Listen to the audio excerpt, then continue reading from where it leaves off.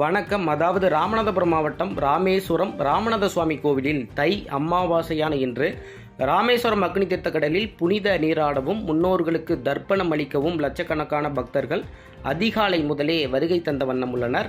ஒளிப்பதிவாளர் மணிமாறன் காண்பிக்கக்கூடிய காட்சியை நம்மால் காண முடிகிறது. மேலும் கோவிலுக்கு அமாவாசையை முன்னிட்டு பக்தர்கள் வருகை தந்து தங்களுடன் வாழ்ந்து மறைந்த முன்னோர்களுக்கு திதி தர்ப்பணம் கொடுத்து 22 புண்ணிய தீர்த்த கிணறுகளில் நீராடிய பின்னர் நீண்ட வரிசையில் காத்திருந்து சுவாமி தரிசனம் செய்து வருகின்றனர்.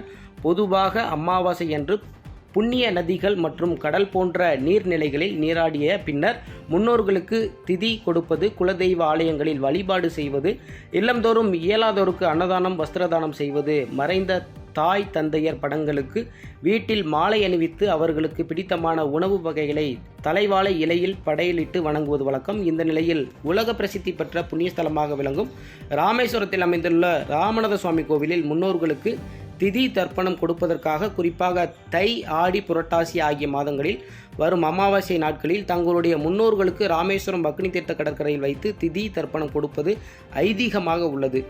இன்று தை அமாவாசையை முன்னிட்டு ராமேஸ்வரம் கோவிலில் அதிகாலை 4 மணிக்கு நடை திறக்கப்பட்டது.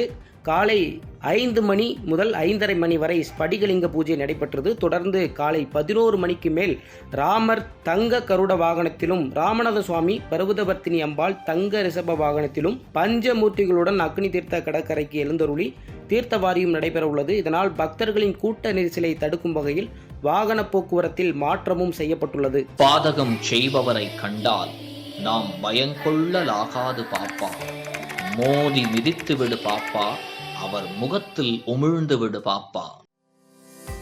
அண்மை செய்திகளை உடனுக்குடன் தெரிந்து கொள்ள இணைந்திருங்கள் இயம்நாடு தொலைக்காட்சியுடன்.